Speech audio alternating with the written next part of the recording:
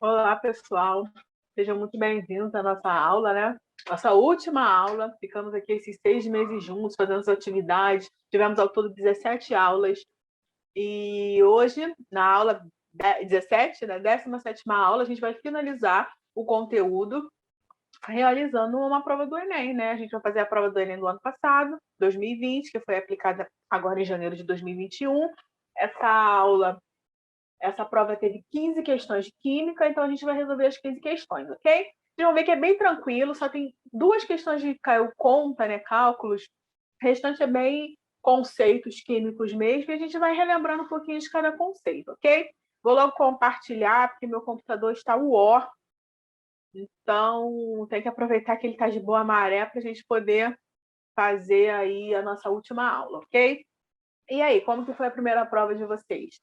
Primeiro dia de prova, gostaram? Acharam difícil? Fácil? Sofreram muito? Me contem aí um pouco como que foi aí a luta de vocês, ok? A prova do Enem é cansativa, né? Você fica cansado porque é uma prova longa, extensa, então é uma prova que exige muito da gente. Mas, de boa, é uma prova que vocês, pelo menos agora de química, vocês vão poder observar que tem muito conteúdo, mas não é nenhum conteúdo impossível, né? Então, tem muita coisa que vocês podem fazer, de conta mesmo, que você pode ficar meio assim, né? Ou errar alguma bobeirinha de conta, só são 2 questões mesmo. Então, a gente vai ver aqui a prova, tá bem tranquila. Então, vamos lá, pessoal. A gente vai corrigir a prova do Enem 2020, né? Como eu comentei, a prova amarela. Coloquei o número das questões, o mesmo número que está na prova, ok? Então, a primeira questão de química que caiu foi a questão 91. Na indústria farmacêutica, é muito comum o emprego de substâncias de revestimento em medicamentos de uso oral, pois trazem uma série de benefícios como alteração de sabor em medicamentos que têm um gosto ruim, melhoria da assimilação do composto, entre outras ações. Alguns compostos poliméricos à base do polissacarídeo de celulose são utilizados para garantir que o fármaco seja que o fármaco somente seja liberado quando em contato com soluções aquosas, cujo pH se encontra próximo à faixa da neutralidade. Aí, qual é a finalidade do uso do revestimento à base de celulose? Então, ele faz uma pergunta, né? E aí a gente vai ver as opções. Diminuir a absorção do princípio ativo no estômago? Não, na verdade, tem que aumentar a absorção, não diminuir, ok? Impedir que o fármaco seja solubilizado no estômago? Também não. Garantir que o fármaco não seja afetado pelas secreções gástricas? É a opção mais ok por enquanto. Permitir a liberação do princípio ativo pela ação das amilases salivares na saliva? Facilitar a liberação do fármaco pela ação dos sais biliares sobre o revestimento? Não, na verdade, esse revestimento, essa cápsula, ela vai evitar que o medicamento, que o fármaco em si, né, seja afetado pelo suco gástrico no estômago. Então, na verdade, essa cápsula só vai ser aberta diretamente no estômago, ok? Então, essa opção é a letra C. Vamos para a próxima. Questão 93. A nanotecnologia pode ser caracterizada quando os compostos estão na ordem de milionésimos de milímetros. A nano, né? A nano quer dizer 1 bilhão de vezes menor que o metro. Milionésimos de milímetros, com a utilização de nanomateriais catalíticos nos processos industriais. O uso desses materiais aumenta a eficácia de produção, consome menos energia e gera menores quantidades de resíduos. O sucesso dessa aplicação tecnológica muitas vezes está relacionado ao aumento da velocidade da reação química envolvida. O êxito da aplicação dessa tecnologia é por causa da realização de reações químicas que ocorrem em condições de... Então, nanotecnologia, você está diminuindo aí a quantidade, o tamanho das partículas. Com isso, você vai fazer o quê? Vai aumentar a superfície de contato. Aumentando a superfície de contato, eu vou, né, acelerar a velocidade da reação química. Então, aí a melhor opção é a letra D de dado, ok? Isso aí é uma aula de cinética, né? A gente viu isso lá em cinética, os fatores que alteram, né, a velocidade da reação química. 95. 95 é uma questão de equilíbrio, a gente vai ver aqui. Para garantir que os produtos eletrônicos estejam armazenados de forma adequada antes da venda, algumas empresas utilizam cartões indicadores de umidade nas embalagens desses produtos. Alguns desses cartões contêm um sal de cobalto, que muda de cor em presença de água de acordo com a equação química. Esse sal de cobalto também é utilizado lá naquelas negocinho que bota na geladeira, que é leitor de temperatura, né? Diz que é galo da chuva, se eu não me engano, que a pessoa coloca na geladeira e ele fica azul ou fica rosa, né? Por quê? Eu tenho aqui o sal de cobalto, que é azul, em presença de água, de umidade, ele muda de coloração, fica rosa. E aí esse processo, ele está dizendo aqui que é um processo que ocorre com entalpia menor do que zero, ou seja, é um processo exotérmico, que libera calor, entalpia negativa. Então, se a reação direta, ou seja, a reação do azul para o rosa, é uma reação que libera energia, a reação oposta, ao contrário, do rosa para o azul, é uma reação que absorve a energia, com ΔH positivo, maior que zero. Como você procederia para reutilizar, no curto intervalo de tempo, um cartão que já estivesse com a coloração rosa? Então, ele quer saber como que eu faço para reverter, né, essa reação química, que é uma reação reversível, a própria receita está indicando. A única informação que ele deu para a gente, além da equação química, é justamente aqui o ΔH, né? No sentido direto, do azul para o rosa, é um processo exotérmico. Então, no lado oposto, que é o que ele quer, né? Como eu vou fazer para reutilizar esse cartão com a cor rosa, ou seja, retornar para o azul, ele, então, tem que ser um processo endotérmico. O processo endotérmico, ele vai ocorrer o quê? Em altas temperaturas, né? Ele vai precisar de calor, porque ele está absorvendo energia, então ele vai precisar de calor. As opções aqui, letra A, resfriaria no congelador? Na verdade, se eu estou resfriando no congelador, eu estou trabalhando com liberação de calor. Então, eu estou favorecendo o sentido exotérmico.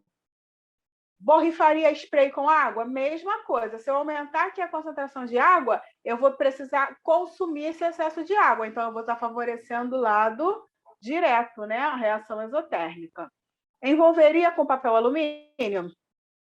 Letra D, aqueceria com secador de cabelos? Aí sim, eu estou fornecendo calor. Se eu estou fornecendo energia, eu estou favorecendo o lado que vai absorver energia, que é o lado endotérmico. Justamente o lado da reação inversa, né? Do rosa para o azul. Correto, letra D. Essa é uma questão de equilíbrio químico, né? A última matéria que a gente viu na aula 16. Vamos lá. 99. Embora a energia nuclear possa ser utilizada para fins pacíficos, recentes conflitos geopolíticos têm trazido preocupações em várias partes do planeta e estimulado discussões visando o combate do uso de armas de destruição em massa.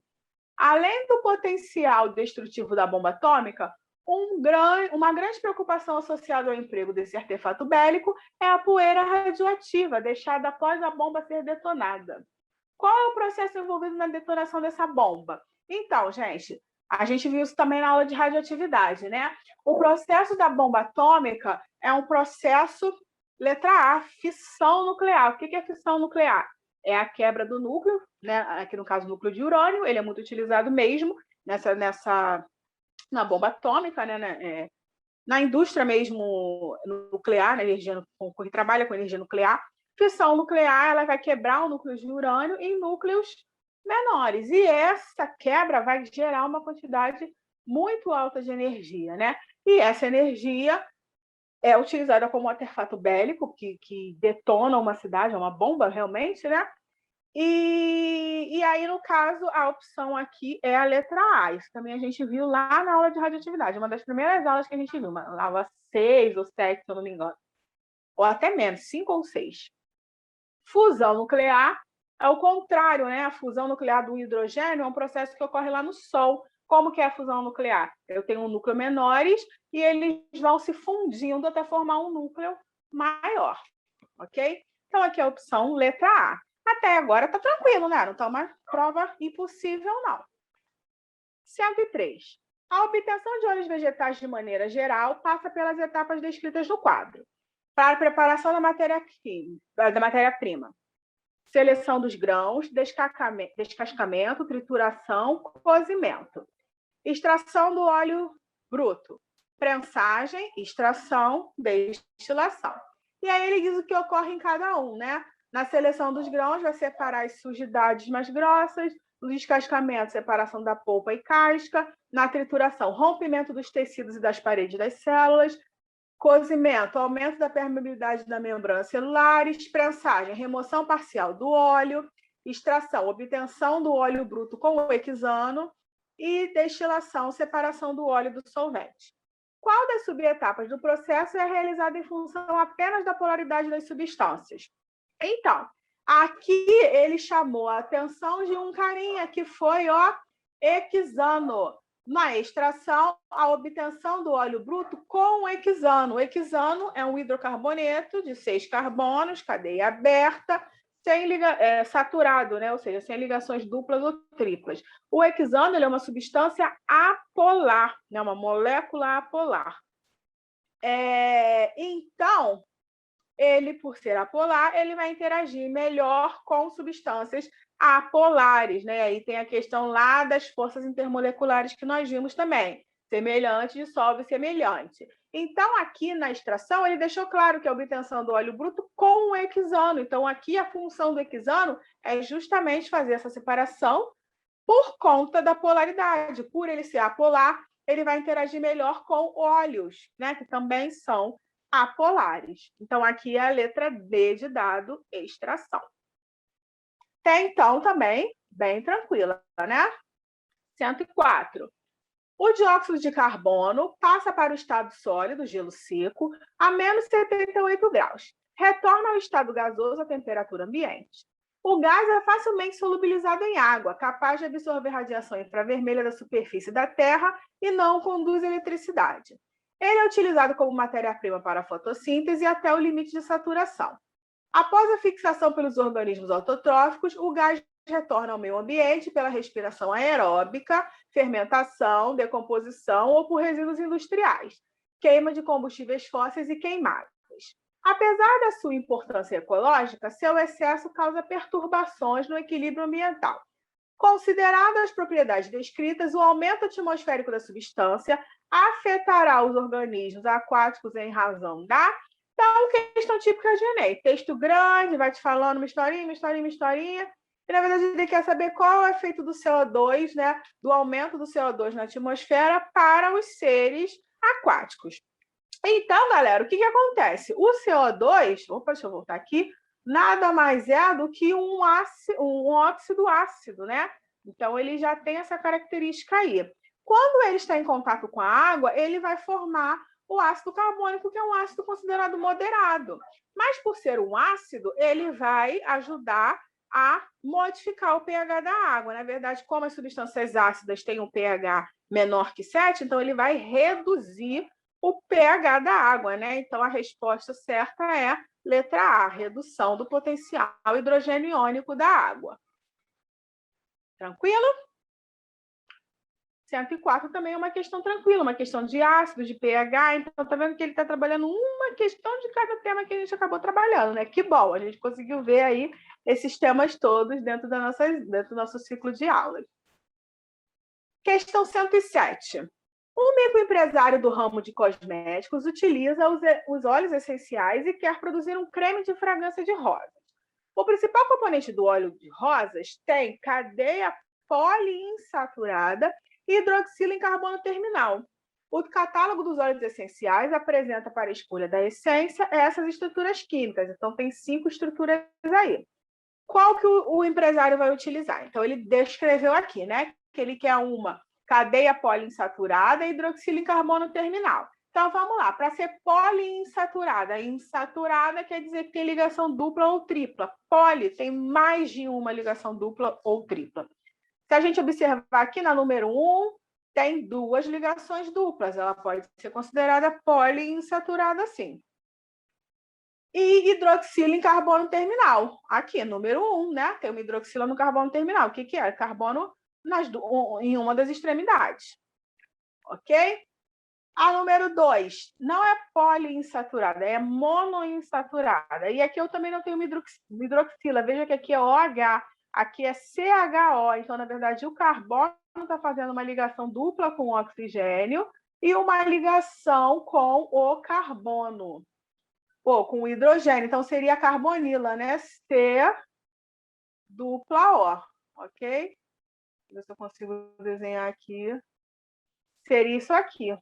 A C dupla O aqui na extremidade. Não é uma hidroxila, é uma carbonila. Na número 3, não tem poliinsaturada, não tem nem saturação, nem insaturação, né? Na número 4, isso mesmo, é um fenol. E na número 5 é uma cadeia poliinsaturada, mas mesma coisa aqui da 2, né? Não é uma hidroxila, vai ser uma carbonila. Então, a resposta certa aqui vai ser a número 1, letra A, ok? Então, uma questão só para analisar, né? Cadeia poliinsaturada e hidroxila em carbono terminal, tá? Tranquila também. 111. Mega espetáculos com queimas de grande quantidade de fogos de artifício em festas de final de ano são muito comuns no Brasil. Após a queima, grande quantidade de material particulado permanece suspensa no ar. Entre os resíduos encontram-se compostos de sódio, potássio, bário, cálcio, chumbo, antimônio, cromo, além de percloratos e gases com os dióxidos de nitrogênio e enxofre.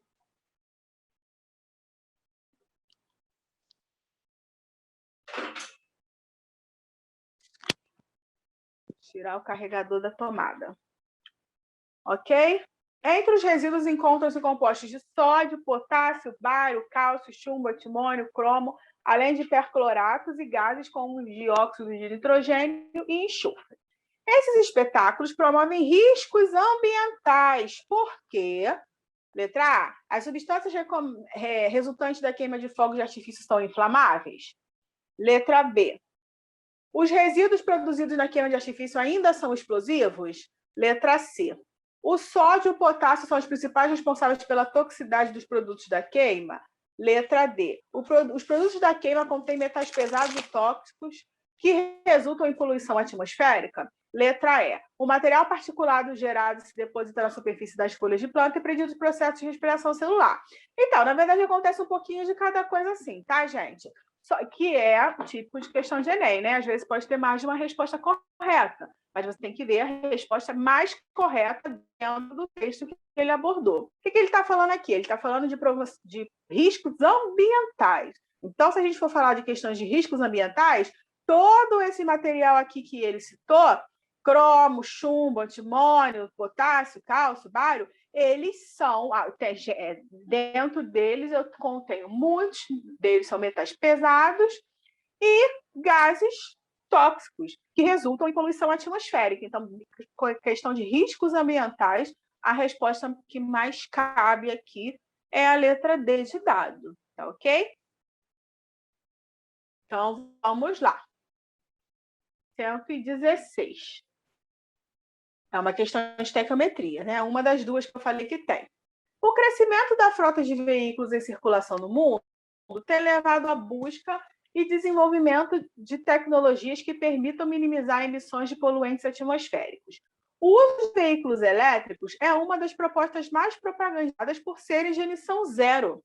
Podemos comparar a emissão de carbono na forma de CO2, massa molar igual a 44 gramas por mol, para os dois tipos de carro, a combustão e elétrico. Considere que os veículos tradicionais a combustão, movidos a etanol, massa molar igual a 46 gramas por mol, emitem uma média de 2,6 mols de CO2 por quilômetro rodado.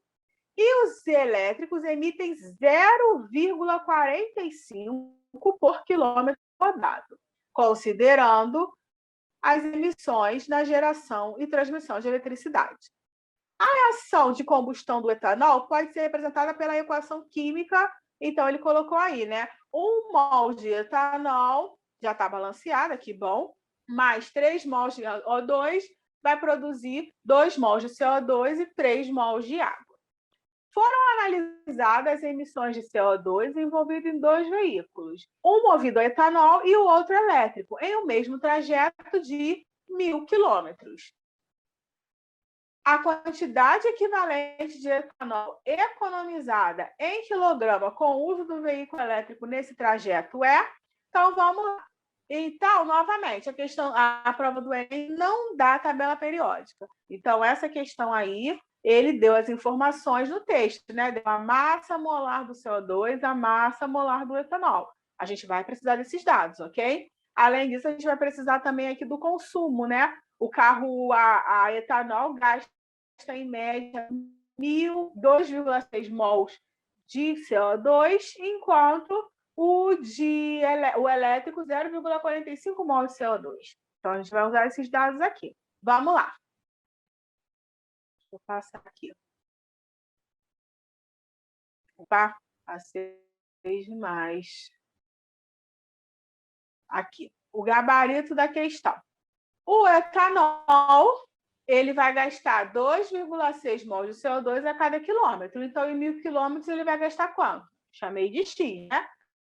2,6 vezes X, 2.600 mols de CO2. Fiz a mesma coisa para o elétrico. O elétrico, ele falou que gasta 0,45 mols de CO2 por quilômetro rodado. Como são 1.000 quilômetros, então ele vai gastar 0,45 vezes 1.000. Multiplicando, dá 450 mols de CO2. Então, o que ele quer saber? Ele quer saber quanto que eu vou economizar de etanol. Então, como eu vou saber isso?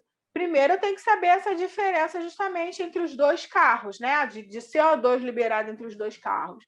Então, o etanol libera 2.600 mols em 1.000 quilômetros rodados, enquanto o elétrico libera 450 mols de CO2 em 1.000 quilômetros rodados. A diferença é 2.150 mols de CO2, que é justamente o que eu vou economizar aí. Então, é isso que eu vou precisar dessa informação, a massa de etanol que eu vou economizar utilizando um carro elétrico. Mas o que ele disse lá na questão? Vou voltar aqui. A cada mol eu gero, né, 2 mols de CO2. Então, essa informação para mim é interessante, é essencial, na verdade, né? Porque a cada mol de CO2, de etanol, eu tenho 46 gramas de etanol, tá lá na questão, né? Então, 46 gramas de etanol consumidos vão produzir 2 mols de CO2. Se eu produzir 2.150 mols de CO2, que é justamente a diferença dessa para essa, né? Quanto que eu vou gastar de etanol? Outra regra de 3. 46 vezes 2.150 dividido por 2. Vai dar aí 49.450 gramas. Só que lá na resposta está em quilograma. Então, como que eu faço para passar para quilograma? Divido por 1.000. Vai dar 49,45 quilos, 49,450 quilogramas. Não tem essa resposta lá. Aproximadamente 50 quilogramas. Então, a resposta é a letra A. Ok? Então, é uma questão de cálculo, mas também não é uma questão impossível de se fazer. Com leitura, com calma, você conseguiria resolver, tá ok? Mas, por enquanto, é a questão mais difícil, né? Mas vai continuar esse ritmo mesmo. Vamos lá para 119. Já está acabando já, a gente está até rapidinho. 119, ele fala assim: em seu laboratório, um técnico em química foi incumbido de tratar um resíduo, evitando seu descarte direto no meio ambiente. Ao encontrar o frasco, observou a seguinte afirmação: resíduo, mistura de acetato de etila e água. Considere os dados do acetato de etila. Baixa solubilidade em água, massa específica 0,9 grama por centímetro cúbico, né, a densidade, temperatura de fusão menos 83 graus Celsius. Pressão de vapor maior do que a água. A fim de tratar o resíduo, recuperando o acetato de etila, o técnico deve... Aí, vamos lá. O que ele tem que fazer? Ele deu algumas informações aqui sobre o acetato de etila, né? Por essas informações, a gente está reparando o quê? Que o acetato ele tem baixa solubilidade em água, então ele não se mistura direito com a água. Ele tem a densidade menor do que a água, né? A densidade da água é 1 grama por centímetro cúbico. Nunca esqueça disso, pelo amor de Deus. Então, se ele tem 0,9, ele tem uma densidade menor do que a água e a temperatura de fusão também é diferente. Então, aqui, se a gente olhar nas opções, ele está usando técnicas de separação de mistura. Vai evaporar, vai filtrar, vai fazer uma destilação simples, vai centrifugar ou vai decantar. Uma mistura entre água, para eu primeiro responder essa questão, eu tenho que saber que na separação de mistura eu tenho processo que a gente também viu, né? Em uma das nossas aulas, se eu não me engano, foi na aula 2 ou 3, a gente viu que para separar a mistura, eu tenho que saber se essa mistura é homogênea ou heterogênea, né? Se o sistema é homogêneo ou heterogêneo. Se a gente observar pelas informações que ele está dando acetato de etilo, o acetato de etilo tem baixa solubilidade em água, então ele não se mistura direito com a água. Então, vai formar um sistema heterogêneo. Sistema heterogêneo, eu não consigo evaporar. Até posso evaporar, pode dizer, mas eu não consigo destilar. Destilação simples, então, está correto, está errado, né? Filtração também não cabe em um sistema heterogêneo, então a letra B também já está fora. Então, se a gente for analisando, e ele falou também aqui que a densidade é diferente, né? A massa específica, então, se a densidade é diferente, vai formar duas fases separadas. O processo, duas fases separadas com o acetato em cima, porque ele tem a densidade menor, e a água embaixo, que tem a densidade maior. Então, como a gente faz essa separação? É como se fosse uma mistura entre água e óleo, né? Qual é o processo mais utilizado para separar água e óleo? Aqui, nesse caso, seria a decantação pelo funil, né? Decantar a mistura, separando os dois componentes em um funil adequado, aquele funil de decantação que eu mostrei para vocês lá na aula de decantação. Então, essa questão também não é uma questão difícil, é uma questão que você teria que buscar os conhecimentos lá do iniciozinho, né, do nosso curso, mas também é uma questão que daria para resolver se você tivesse essa ideia, se lembrasse dessa ideia de separação para misturas homogêneas e separação para sistemas heterogêneos, ok? Então, a resposta correta é a letra E. E agora está indo, né, gente? Está bem tranquilo. Já faltam mais 3 ou 4 questões, se eu não me engano. 120. Em 2011, uma falha no processo de perfuração realizado por uma empresa petrolífera ocasionou o derramamento de petróleo na bacia hidrográfica de Campos, no Rio de Janeiro. Os impactos decorrentes desse derramamento ocorrem porque os componentes do petróleo, letra A, reagem com a água do mar e sofrem degradação, gerando compostos com água com elevada toxicidade? Não.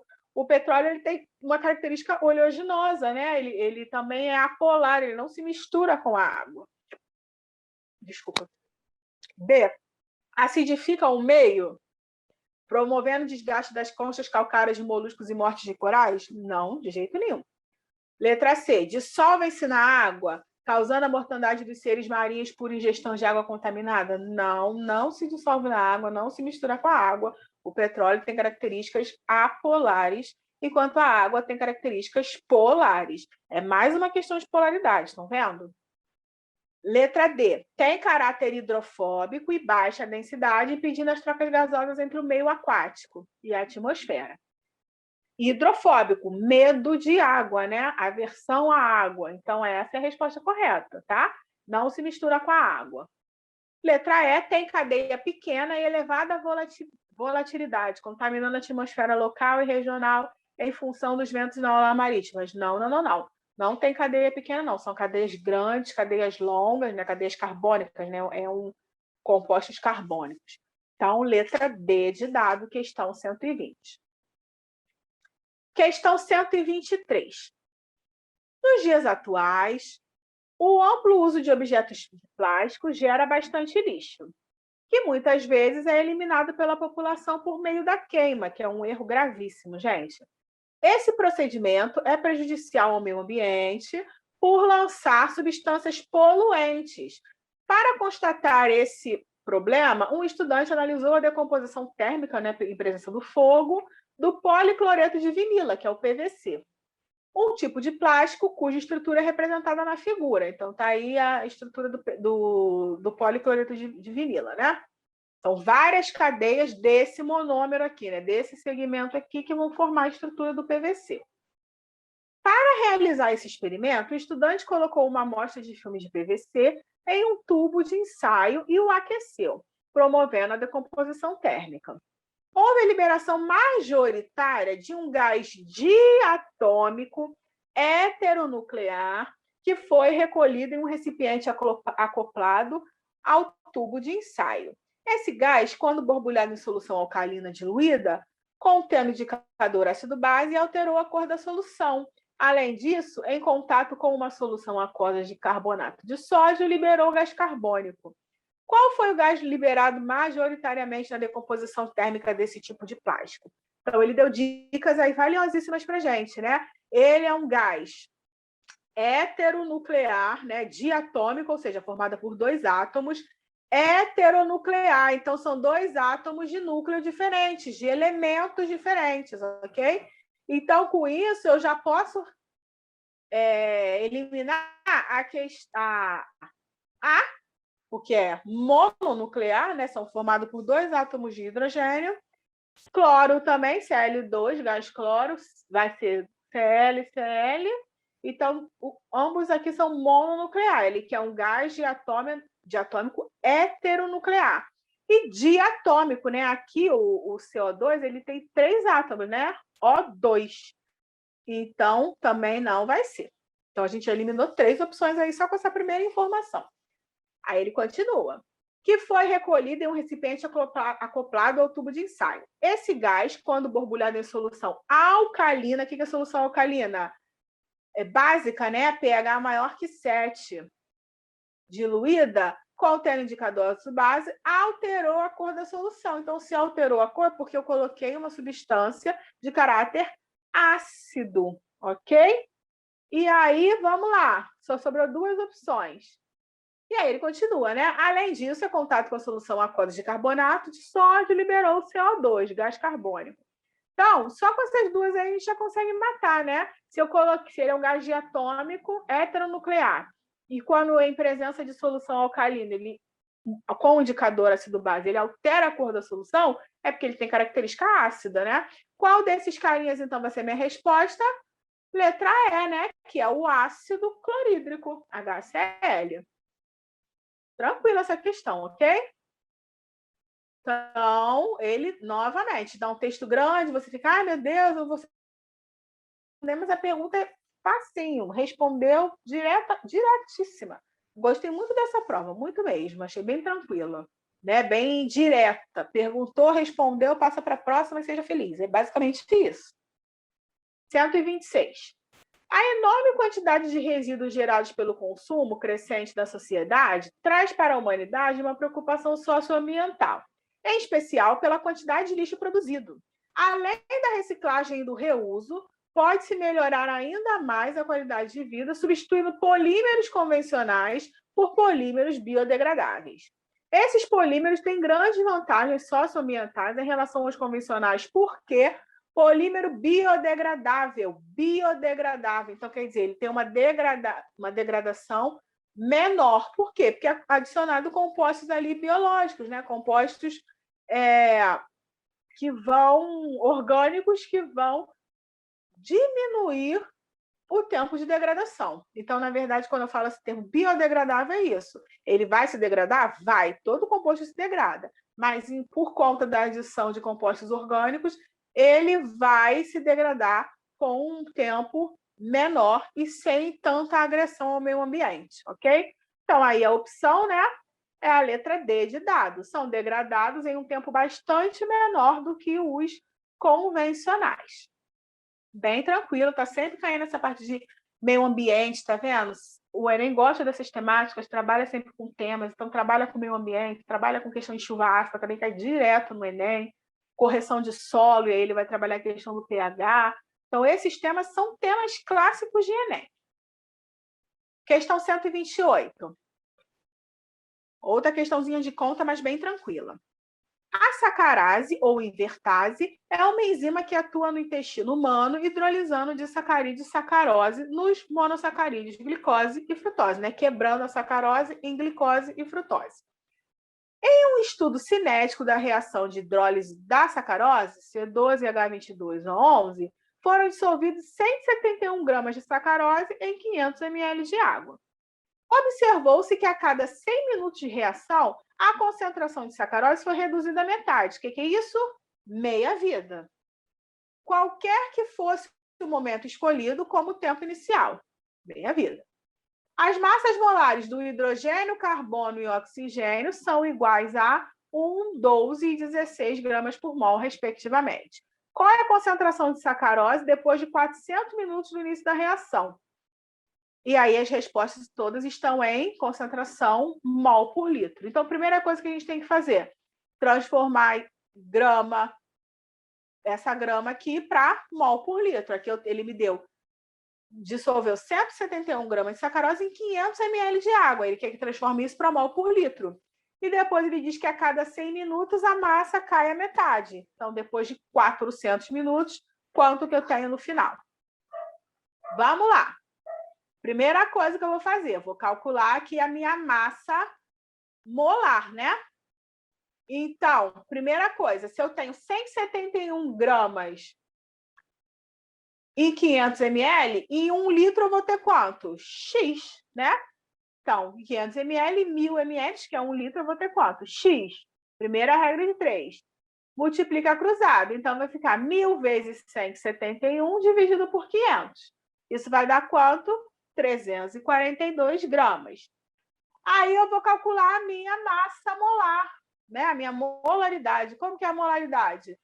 Que ele me deu as respostas todas em concentração molar. Então, eu tenho que passar de grama por litro para mol por litro. Como que eu faço isso? Utilizando essa formulinha aqui. Molaridade, desculpa, é igual a massa dividido por massa molar vezes o volume. Então, qual é a massa?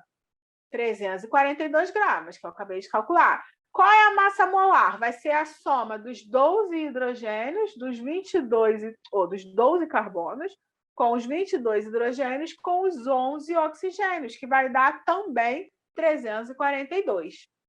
Vezes o volume que eu acabei de calcular, né? 1.000 ml, só que aqui na forma da molaridade, obrigatoriamente o volume tem que estar em litro.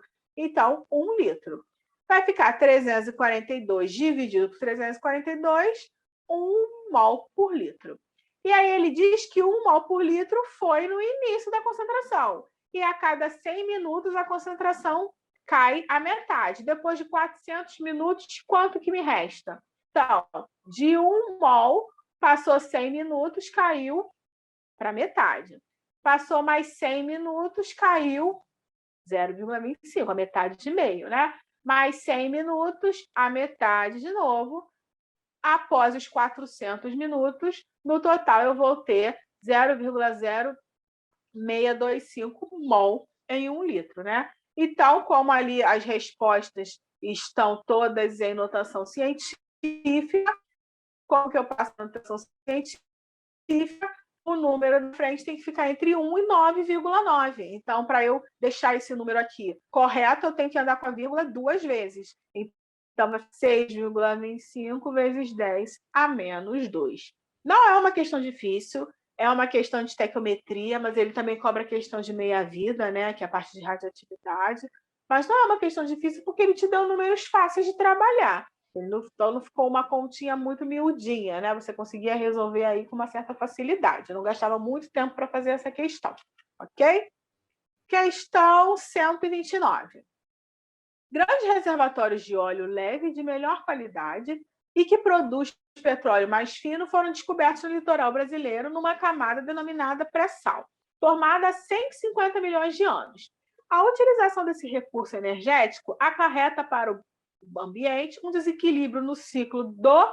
Então, aqui, na verdade, ele está falando, né, do pré-sal, que é um reservatório de petróleo, de óleo, né, que foi descoberto lá no litoral nordestino, no litoral brasileiro, e esses óleos eles são derivados do petróleo, que são hidrocarbonetos, né?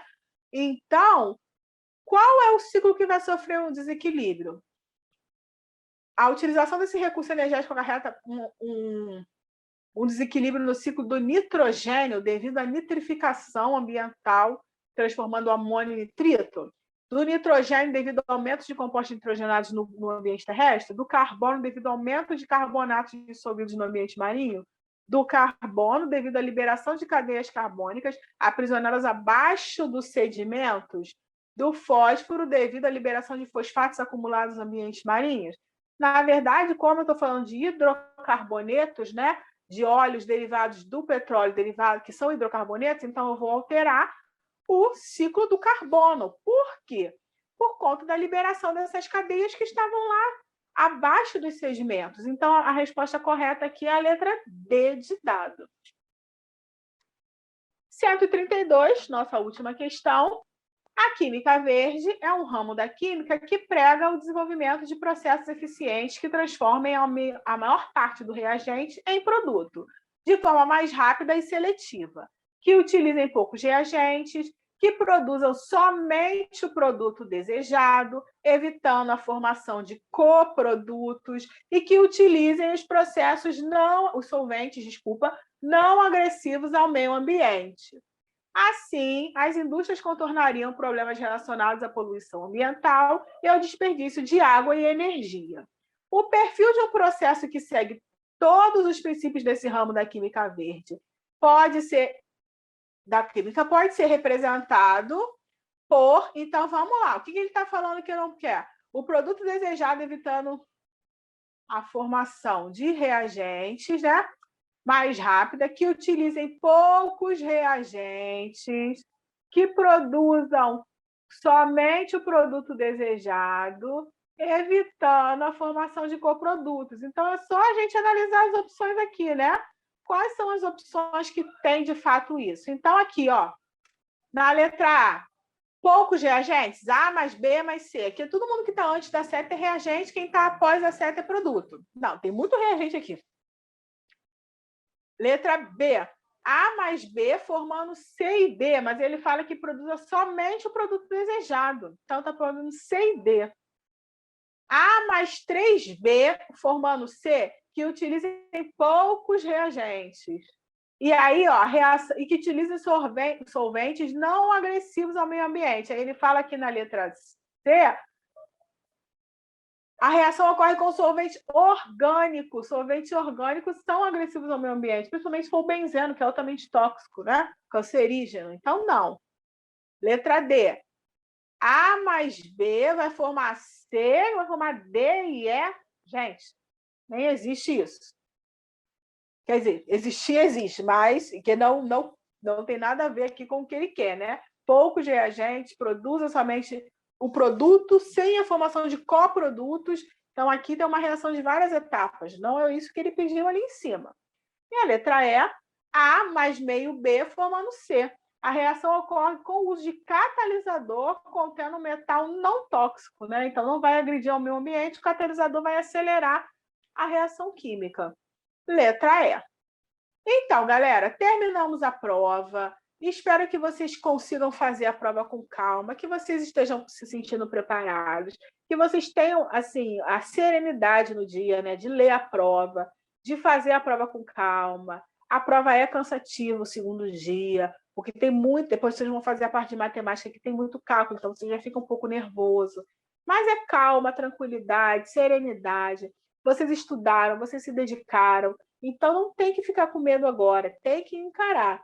Se não der, estamos aqui para a próxima, né? A vida é assim, é um ciclo. Se não der hoje, vai ser amanhã, vai ser depois da manhã. O que a gente não pode fazer é desistir, ok? Muito obrigada pelas aulas que nós tivemos, muito obrigada por todo o conhecimento que foi trocado, muito obrigada por tudo que a gente aprendeu junto aqui, né? Que foi muita coisa, a gente fez essa troca. Para mim foi uma novidade gravar aula, eu não tinha essa dinâmica, não tinha esse costume, e tive que passar a ter por conta das aulas. Então, eu só tenho a agradecer a vocês por tudo que foi passado, né? Por tudo que eu aprendi com vocês. Para mim, foi muito importante essa troca que a gente teve. Então, eu só tenho a agradecer mesmo. Deixa eu só colocar aqui o último slide que não entrou, né? Que foi justamente esse slide para agradecer, né? Então, assim, foco, fé e força mais uma vez. Estamos finalizando esse ciclo, mas ano que vem terão outros ciclos e a gente tem que confiar, acima de tudo, no nosso potencial, na fé de cada um, que vai dar tudo certo, que vai ser finalizado, que a gente vai fechar um ciclo para iniciar outro, que a vida é isso, né? Essa troca constante. E espero ter auxiliado vocês nessa conquista pela vaga na universidade, que vocês sejam muito felizes na universidade, assim como eu fui. Para mim foi um aprendizado gigantesco. E aí eu só desejo coisas boas a vocês, ok? E qualquer coisa, estamos aqui. Pode contar com a gente, pode contar com o nosso apoio. A gente vai estar aqui, eu falo em nome dos professores, né, daqui do Local Veste, a gente vai estar aqui para apoiar vocês. E a gente só quer desejar boa sorte para vocês acima de tudo, ok, galera? Beijão, fiquem com Deus. Façam a prova com calma, com serenidade, com paciência. Tudo vai dar certo no final. Tenham fé. Beijos.